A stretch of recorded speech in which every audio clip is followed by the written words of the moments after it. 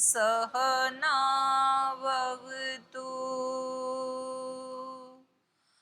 सहनौ भुनक्तु सह वीर्यं करवावहै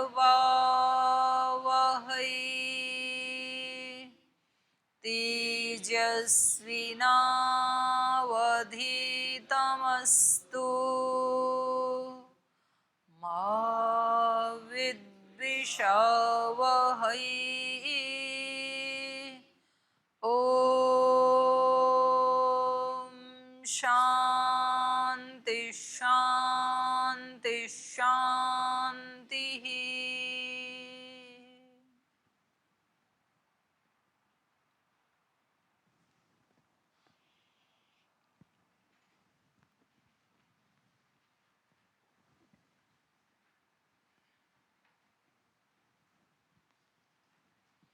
कल क्या पढ़ रहे थे? कौन बताएंगे? हाँ जी, क्या पढ़ रहे थे कल?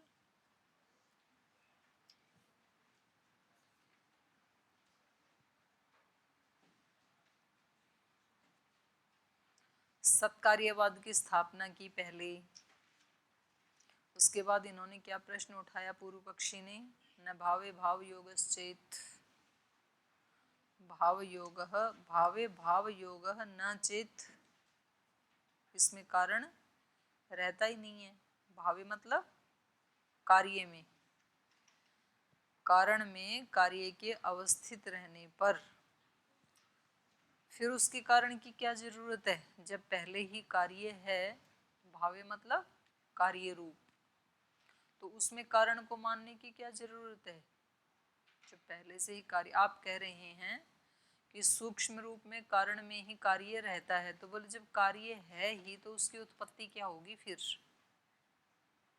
तो इन्होंने क्या बताया था? कह रहे न, ऐसी बात नहीं है कि उसकी उत्पत्ति नहीं होगी, क्योंकि उत्पत्ति तो होनी पड़ेगी। अभिव्यक्ति निबंधनो व्यवहार व्यवहारो, अभिव्यक्ति के साथ व्यवहार, व्यवहार या अव्यवहार अभिव्यक्ति के साथ बंधा हुआ है।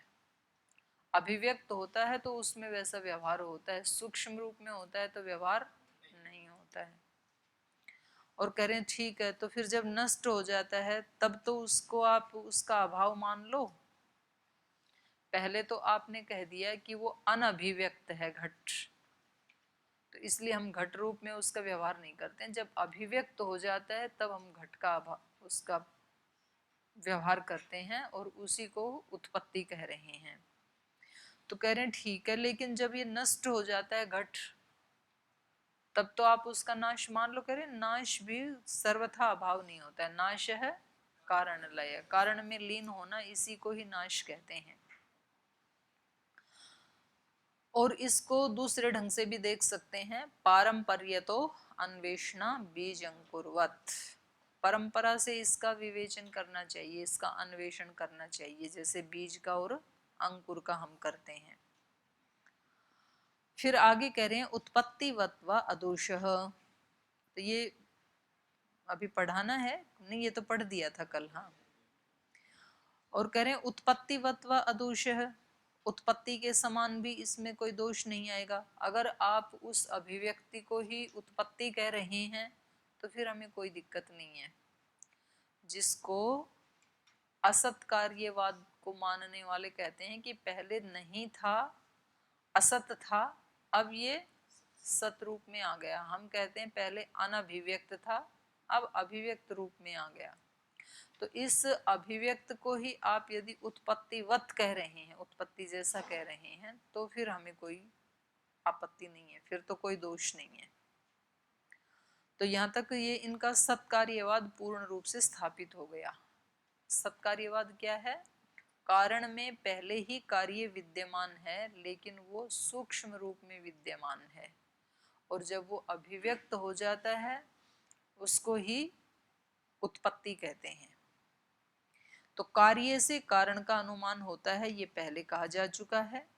अब प्रसंगागत कार्य का स्वरूप बताया जा रहा है कि इस कार्य का स्वरूप क्या है, कार्य जगत का स्वरूप क्या है। तो कार्य मात्र में ये सभी धर्म रहने से उनका साधर्म भी होगा। कौन से धर्म? अनित्यत्व, परिणामित्व, ये जो है ना, तो ये कह रहे हैं कि ये कार्य मात्र में ये सब धर्म रहने से उनका साधर्म होगा वस्तुओं का। तो कार्य का स्वरूप बता रहे हैं। तो कार्य क्या है? हेतुमद अनित्यम सक्रियम अनेकम आश्रितम लिंगम। लिंग कैसा है? ये कार्य कैसा है? हेतुमत। कार्य कैसा है? हेतु वाला। हेतु मतलब कारण, कारण वाला है। और अनित्यम, और इसका स्वरूप कैसा है? ये अनित्य है, नित्य नहीं है। सक्रियम, क्रियाशील है, परिणामी है। और कैसा है? अनेकम, एक नहीं है, क्योंकि जो परिणामित तो होगा वो एक तो हो ही नहीं सकता है। तो अनेक को मिला करके ही कोई एक वस्तु बनती है ना। तो अनेकम। और आश्रितम, वो किसी दूसरे के आश्रित है। जो उसको बनाता है उसके आश्रित होता है, या जो उसका उपयोग करता है। जो कुछ भी उत्पन्न होता है वो स्वतंत्र नहीं होता है। तो आश्रितम। और लिंगम, जो दिखाई देने लगे, जैसे महतत्व के रूप में मूल प्रकृति दिखाई देने, तो उसका कोई चिन्ह है, उसकी कोई आइडेंटिटी है। ऐसा है ये कार्य। कोई भी कार्य है उसका कोई अपना एक स्वरूप होता है, कोई लिंग होता है, कोई पहचान होती है। और कोई हेतु वाला होता है, उसका कोई कारण होता है। कोई भी कार्य है तो वो कैसा होता है? कार्य वाला, सॉरी, कारण वाला। और कोई भी कार्य कैसा होता है? अनित्य, नित्य नहीं होता है। और होता है सक्रिय, निरंतर किसी क्रिया से ही उत्पन्न हुआ है। उत्पन्न होने के बाद भी अब उसमें क्रिया चल रही है। तो पहले कोई घट बना नहीं था, तो फिर वो क्रिया से बना। अब बनने के बाद भी उसमें निरंतर क्रिया हो रही है। पुराना हो रहा है, फिर ज्यादा पुराना हो रहा है, फिर जर्जर हो रहा है, फिर उसके बाद लास्ट में नष्ट हो रहा है। तो प्रत्येक हेतुमान पदार्थ कार्य होता है। हेतुमान का अर्थ है जो किसी कारण से उत्पन्न हुआ। अनित्य, विनाशशील हो। सक्रिय माने क्रियावान हो, जिसमें गति आगति आदि क्रिया होती रहती हो। अनेक, अनेक विविध रूप हो। यद्यपि मूल कारण प्रकृति में भी अनेक सत्व, अनेक रज, अनेक तम हैं। त्रिगुण कहने से ना कई बार हम सोच लेते हैं कि 1 2 3 तीन ही पदार्थ हैं, लेकिन वो केवल सत्व के ही परमाणु कितने हैं? अनंत। क्योंकि व्यापी है ना पृथ्वी, ये प्रकृति, तो वो अनंत हैं। अनंत रज हैं, अनंत तम हैं। तब तो ये अनंत विश्व बनेगा। 1 2 3 हो तो उनसे तो इतना सा बनेगा संसार, फिर छोटा सा। तो सूत्र में अनेक पद से जगत में अनुभूयमान, नहीं ऊपर है, ये स्वरूप से अनंत है, तथापि उस समय साम्य अवस्था में रहने से वैषम्य जनित विविधता का वहां अभाव रहता है। तो सूत्र में अनेक पद से जगत में अनुभूयमान विविधता का ग्रहण किया जाना संगत है। तो यहाँ अनेकम के दो अर्थ हैं। एक तो वो जो 3 गुण हैं वो ही अपने आप में अनेक अनेक हैं, और दूसरा उस त्रिगुण से जो पदार्थ बने वो अनेक हैं। त्रिगुण से बना कोई एक ही प्रोडक्ट नहीं बना, अनेक अनेक बने। जैसे महतत्व भी बना तो वो एक महतत्व नहीं बना, कितने महतत्व बने? अनेक। हम सब के लिए महतत्व बना ना। इंद्रियां भी बनी तो वो कोई एक पेड़ नहीं बना इंद्रियों का, अनंत बना। जितनी आत्माएं हैं उतनी इंद्रियां हैं। तो यहाँ पर उसका कार्य का स्वरूप बता रहे हैं। वो कैसा है? अनेकम, विविध रूप वाला है वो। सूत्र में अनेक पद से जगत में अनुभूयमान विविधता का ग्रहण किया जाना संगत होगा, जो अव्यक्त अवस्था में नहीं है। और आश्रित, आश्रित कारण के सहारे पर रहना। आश्रित मतलब जो कार्य है वो कारण के आश्रित होता है, उसके सहारे रहता है। प्रत्येक कार्य अपने कारण में आश्रित रहता है। और लिंग पढ़ा सूत्र में, तो लिंग का अर्थ क्या है? जो अपने कारण में लय भाव को प्राप्त हो जाता है। इन्होंने लिंग का अर्थ पहचान, आइडेंटिटी ये नहीं लिया, बल्कि लीन होने के स्वभाव वाला ये लिया। अथवा जो लीन अंतर्हित छिपे हुए अतीन्द्रिय कारण का बोध कराता है, यहाँ वो ले लिया, आइडेंटिटी ले लिया। तो दोनों अर्थ हो जाएंगे। कार्य से अतीन्द्रिय कारण का अनुमान होता है, यह सिद्धांत अनेकत्र प्रतिपादित किया जा चुका है। हेतुमत, अनित्यम, क्रियावत, अनेक, आश्रित और लिंग ये कार्य का स्वरूप है। कोई कार्य हो उसमें हेतुमत्व आदि धर्म अवश्य पाए जाते हैं, माने ये सारे धर्म प्रत्येक कार्य मात्र में पाए जाते हैं। अतएव ये कार्य मात्र के साधर्म्य हैं। जितने भी कार्य हैं उनमें सब में ये धर्म पाए जाते हैं, तो ये कार्य मात्र का क्या हो गया? साधर्म्य। मूल कारण अव्यक्त में हेतुमत्व आदि धर्म नहीं रहते, इसलिए कार्य के साथ मूल प्रकृति का ये वैधर्म्य हो गया। यही सारे जो लक्षण बताए हैं, कार्य का जो स्वरूप बताया है, ये मूल प्रकृति में घटित नहीं होता है। वो हेतुमत नहीं है, कारण का कोई कारण नहीं होता है ना। मूले मूला भावात अमूलम मूलम, हेतुमत नहीं है, अनित्य नहीं है, वो नित्य है। सक्रियम, वो परिणामी नहीं है, अनेक भी नहीं है, एक ही है मूल प्रकृति। वो किसी के आश्रित भी नहीं है, वो किसी में लीन भी नहीं होती है। तो ये सारे के सारे गुण उसमें नहीं है, इसलिए ये क्या हो गया? कार्य से उसका वैधर्म्य। तो सत्कार्य सिद्धांत में कार्य को कारण का स्वरूप माना जाता है। तो ऐसी स्थिति में हेतुमत्व आदि को कार्य का स्वरूप या लक्षण कहना संगत न होगा। यह कथन उसी समय ठीक माना जा सकता है जब कार्य और कारण का परस्पर भेद माना जाए, तभी हम कार्य को हेतुमत और कारण को अहेतुमत कह सकेंगे। दोनों के अभेद में यह बात बन नहीं सकती। अगर दोनों का अभेद है तो फिर ये भिन्नता नहीं हो सकती है, और भिन्नता है तो दोनों का अभेद नहीं हो सकता है। ठीक है।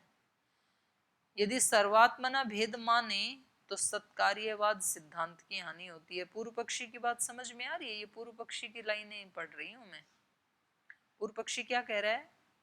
अगर आप कार्य और कारण में अभेद मानते हैं, अभेद मतलब एक ही जैसा होता है कार्य और कारण, तो फिर ये वैधर्म्य नहीं होगा।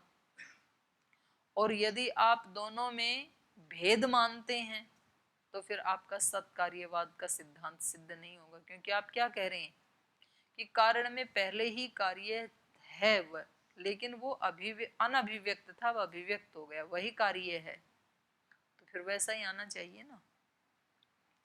तो कह रहे हैं कि यदि सर्वात्मना भेद माने कि वे प्रकृति, मूल प्रकृति अलग है और कार्य रूप जगत अलग है, ये भेद माने तो आपके सत्कार्य सिद्धांत की हानि होती है। यदि सर्वात्मना अभेद माना जाए तो कार्य की हेतुमत्ता आदि विशेषताओं का कहना असंगत होगा, और या तो ये विशेषताएं कारण में भी होनी चाहिए या तो ये कार्य में भी नहीं होनी चाहिए। इसलिए सांख्य कार्य कारण में भेद अभेद की स्थिति को स्वीकार करता है। इसलिए प्रत्येक कार्य अपनी अनागत अवस्था में कारण रूप से विद्यमान रहता है। प्रत्येक कार्य, कार्य मतलब जैसे मान लो घट एक कार्य है या वस्त्र एक कार्य है, ये सब कार्य रूप है। तो प्रत्येक कार्य अपनी अनागत अवस्था में, जब घट बना नहीं है तब कैसा होता है? वो कारण रूप में विद्यमान रहता है, मिट्टी के रूप में विद्यमान रहता है। इस प्रकार कार्य कारण से अभिन्न है। अभिन्न है मतलब एक ही है कार्य और कारण। घड़ा जब बना नहीं है, घड़ा अनागत रूप में है, तब वो मिट्टी से अभिन्न है, अभेद है। पर जब वही कारण परिणत होकर कार्य रूप में प्रकट हो जाए, जब वही कारण रूप मिट्टी घड़े के रूप में बदल जाए, तब वह कार्य रूप में अवस्थित है। तो इस प्रकार कार्यात्मना वह कारण से भिन्न कहा जाएगा। जब वो घट रूप में आ गया तो अब वो मिट्टी से भिन्न रूप वाला हो गया। तो इस समय भी कारण का अस्तित्व बना रहता है, यद्यपि मिट्टी तो अभी भी अन्वित है, पर उसका स्वरूप बदल गया केवल। तो क्योंकि यदि ऐसा न माना जाए तो कार्य अनाश्रित हो जाएगा, और कार्य कैसा होता है, आश्रित, और अपने अस्तित्व को खो बैठेगा। अगर उसका ये वैधर्म ना दिखाएं तो वो अनाश्रित हो जाएगा, और फिर उसका तो वैधर्म ही नहीं रहेगा। मिट्टी और घट में कुछ तो भिन्नता होनी चाहिए। तो वस्तुतः कारण का कार्य रूप में परिणत होना वस्तु की अवस्था में परिवर्तन लाता है। कार्य रूप से वस्तु की अनागत अवस्था वर्तमान हो जाती है। जब घट कार्य रूप में आया तो पहले वो कैसा था मिट्टी में, अनागत अवस्था में, अब कैसा हो गया, वर्तमान अवस्था में, तो उसकी अवस्था बदल गई। वस्तु की सत्ता बराबर बनी रहती है, लेकिन मिट्टी की सत्ता तो बनी हुई है घट में। इसी प्रकार प्रत्येक वस्तु कारण रूप से कारण के साथ अभेद रखती है। जब वो कारण रूप में होती है तो कारण के साथ अभेद रखती है, और जब कार्य रूप में आ जाती है तब भेद रखती है। तो इसी आधार पर कार्य की हेतुमत्ता आदि विशेषताओं का वर्णन संगत है। तो कार्य कारण के भेद अभेद को सूत्रकार अग्रिम सूत्र से सिद्ध कर रहा है। ये तो भाष्यकार ने, व्याख्याकार ने सिद्ध किया, अब इसका सूत्रकार इसी बात को सिद्ध कर रहे हैं अगले सूत्र से। सूत्र बोलिए, आंजस्यात् अभेदतो वा गुण सामान्यादेः तत्सिद्धिः प्रधान व्यपदेशात् वा। आंजस्यात्, आंजस्य माने प्रत्यक्ष से, अथवा गुण सामान्यादि, गुण सामान्य आदि के अभेदतः अभेद होने से, अथवा प्रधान व्यपदेशात् प्रधान के व्यपदेश से, तत्सिद्धि ही उस कार्य की सिद्धि होती है। तो कह रहे हैं सूत्र में प्रत्यक्ष अनुमान और शब्द प्रमाण के द्वारा इस अर्थ को सिद्ध किया गया है। किस अर्थ को, यहाँ तीनों प्रमाणों का समुच्चय नहीं समझना चाहिए, कहीं प्रत्यक्ष, कहीं अनुमान और कहीं शब्द प्रमाण के द्वारा अर्थ को पुष्ट किया गया है। अंजस्य प्रत्यक्ष से कार्य कारण के भेद अभेद की सिद्धि होती है। जैसे कि घट हम प्रत्यक्ष देखते हैं, तो घट में हम क्या देखते हैं, मिट्टी और घट में भेद भी है अभेद भी है। भेद क्या है, उसका स्वरूप मिट्टी का अलग है, एक ढेर पड़ा है, घट का स्वरूप अलग है, उसमें हम पानी डाल सकते हैं, ये क्या हो गया, भेद। अभेद क्या है, वो मिट्टी ही अन्वित होकर के घट में आ रही है, तो ये अभेद भी है। तो दोनों में भेद भी है अभेद भी है। तो कह रहे हैं कि अंजस्य, अंजस्य माने आंख से जो देखा जाता है, अर्थात प्रत्यक्ष, प्रत्यक्ष से कार्य कारण के भेद अभेद की सिद्धि होती है। सत्कार्यवाद को पहले सिद्ध किया जा चुका है, उसके आधार पर कार्य कारण का अभेद तो सिद्ध ही है।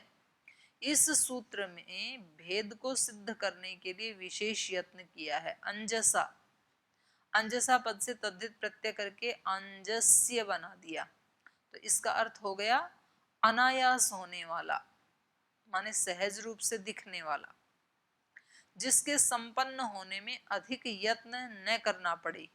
जैसे आंख खोली और ये दिख गया, तो कोई ज्यादा मेरे को प्रयत्न नहीं करना पड़ा। तो जिसके संपन्न होने में अधिक यत्न न करना पड़े, प्रत्यक्ष ऐसा ही प्रमाण है। प्रत्यक्ष में कुछ ज्यादा यत्न नहीं करना होता ना, बस आंख खोल के देखना मात्र है। तो इसलिए यह पद यहाँ प्रत्यक्ष प्रमाण का द्योतक है। तो प्रत्यक्ष प्रमाण से कार्य कारण का भेद सिद्ध होता है। मिट्टी कारण है और घड़ा उसका कार्य है। यद्यपि घड़ा मिट्टी का रूप है, पर साधारण मिट्टी से उसका आकार प्रकार हम सब कुछ विशेष देखते हैं। तो यहाँ इन्होंने भेद का दूसरे ढंग से वर्णन किया है। ये कह रहे हैं मिट्टी का ही रूप है, पर मिट्टी भी एक विशेष प्रकार की मिट्टी का रूप है। ये बाकी की मिट्टी से ये भेद हो गया घड़े में, तो यह भेद प्रत्यक्ष सिद्ध है। इसी तरह सूत और कपड़ा, सोना कुंडल, तो इसमें सूत कारण है, कपड़ा कार्य है। सोना कारण है, कुंडल उसका कार्य है। तो पहला कारण दूसरा कार्य, इनमें भेद का प्रत्यक्ष अनुभव होता है, तो हमें बिल्कुल दिखता ही है अलग दोनों में भेद। यह नियम प्रत्येक कार्य कारण में लागू होता है। जहां हम प्रत्यक्ष से इस स्थिति का अनुभव नहीं कर सकते तो वहां अनुमान से सिद्धि होती है। कहीं या तो हमें प्रत्यक्ष ही दिख रहा है, कुंडल में हमें दिख ही रहा है सोना है ये, उसका आकार प्रकार बदल गया, वैसे तो सोना दिख ही रहा है ना। घड़े में प्रत्यक्ष ही दिख रही है मिट्टी, बस उसका आकार बदल गया, पहले वो पिंडाकार में था, अब वो घटाकार में आ गई मिट्टी, पर मिट्टी तो प्रत्यक्ष दिख ही रही है। कपड़े में दिख ही रहा है धागा, पहले धागे ऐसे गोल गोल पड़े हुए थे ढेरी में, अब वो एक लाइन से यहाँ पर इनको बना दिया ताना बाना, तो यहाँ तो प्रत्यक्ष दिख रहा है। कुछ कार्यों में तो कारण प्रत्यक्ष रूप से दिखता है, लेकिन कुछ में नहीं दिखता है।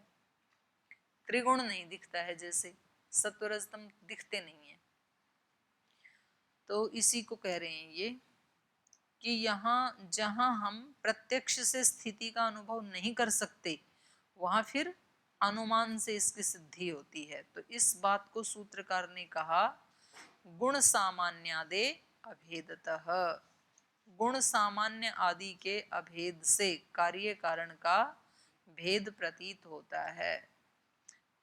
बुद्धि में अध्यवसाय गुण है और सामान्य रूप से समस्त बुद्धियों में है। जैसे प्रत्यक्ष हमें कहाँ होता है, मेरी बुद्धि में सामान्य रूप से मुझे पता लग रहा है कि जो निर्णय मैं करती हूँ वो किसका काम है, बुद्धि का। तो जब मैंने यहाँ इसका प्रत्यक्ष किया, अब दूसरे भी उसी से निर्णय करते हैं, दिखता थोड़ा ही है, लेकिन ये अनुमान प्रमाण से जान लिया, क्योंकि यहाँ प्रत्यक्ष है ना।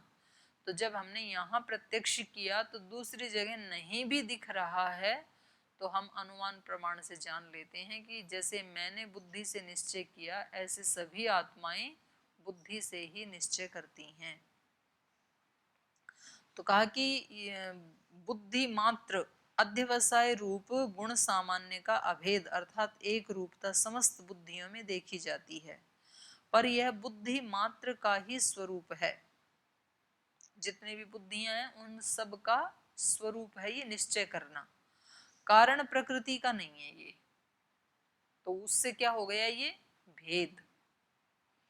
इसलिए अध्यवसाय रूप में बुद्धि का उसके कारण प्रकृति से भेद सिद्ध हो गया। सभी बुद्धियों का एक ही काम है निश्चय करना, ये क्या हो गया, अभेद सब बुद्धियों के कार्य में। और ये कार्य, ये जो निश्चय करना है ये मूल प्रकृति का कार्य नहीं है, तो ये कारण से क्या हुआ, अभेद, सॉरी भेद। तो इसी प्रकार सूत्रगत आदि पद से अन्य गुण सामान्य की एक रूपता का संग्रह हो जाता है। अहम वृत्ति रूप सामान्य धर्म की समस्त अहंकारों में एक रूप अवस्थिति देखी जाती है। महतत्व, उसके बाद है अहंकार। अहंकार का मतलब मैंपन का भाव। जब किसी आत्मा में एक वो आइडेंटिटी को स्वीकार कर लेता है, ये अहंकार है उसका। तो कह रहे हैं ये अहम वृत्ति जो है ये क्या है, सामान्य धर्म है ये, और सभी आत्माओं ने अपनी अपनी एक एक एक एक आइडेंटिटी बना ली, एक अहम बना लिया ना, मैं ये। तो कह रहे हैं ये सब मिला करके भी ये किसका अभेद है, अहम का। ये सारी आइडेंटिटी क्या है, अहंकार में अभेद, सब अहम ही है ये, और ये उससे अलग है महतत्व से।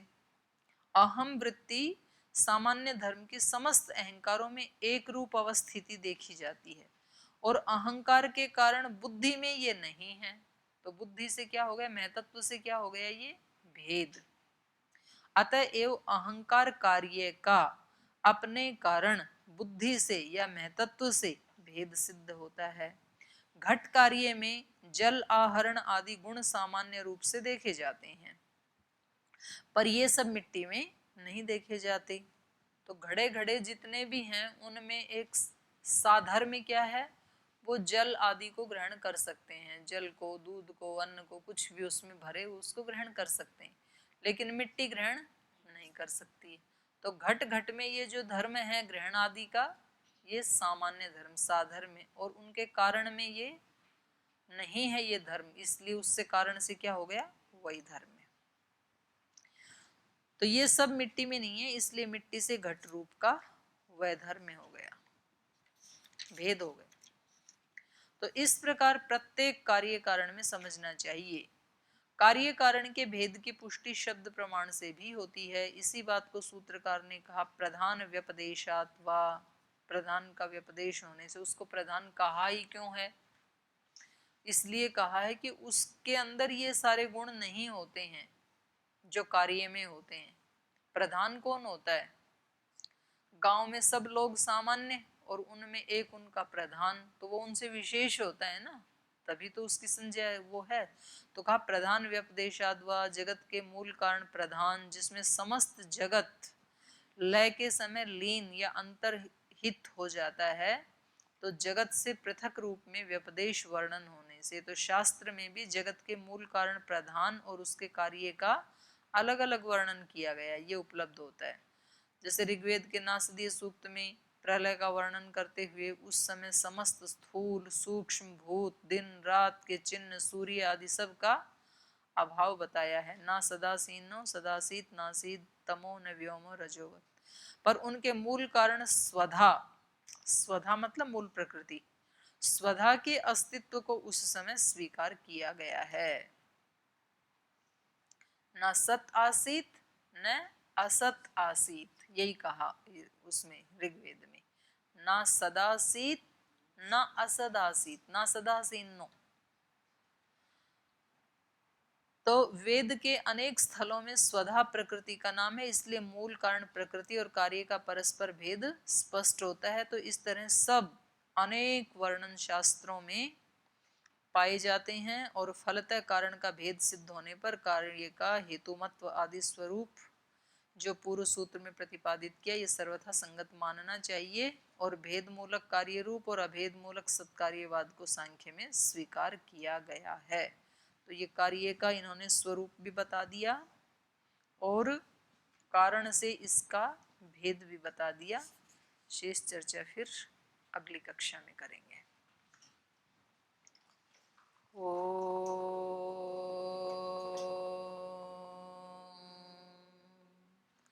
शांति शांति शांति। श्री गुरुभ्यो नमः। हे हृदयेश्वर हे सर्वेश्वर हे प्राणेश्वर हे परमेश्वर, हे हृदयेश्वर हे सर्वेश्वर हे प्राणेश्वर हे परमेश्वर, हे समर्थ हे करुणा सिंधु, हे समर्थ हे करुणा सिंधु, विनती ये स्वीकार करो, विनती ये स्वीकार करो। भूल दिखा कर उसे मिटा कर, भूल दिखाकर उसे मिटा कर अपना प्रेम प्रदान करो, अपना प्रेम प्रदान करो। पीर हरो हरि पीर हरो, पीर हरो हरि पीर हरो, पीर हरो हरि पीर हरो, पीर हरो हरि पीर हरो।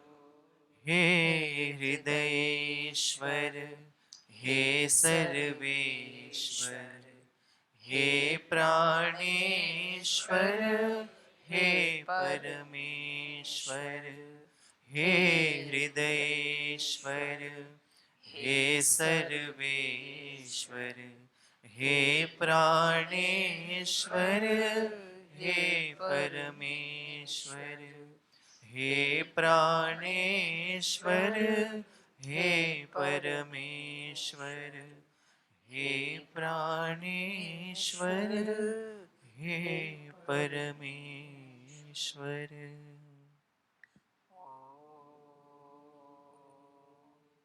श्री गुरुभ्यो नमः।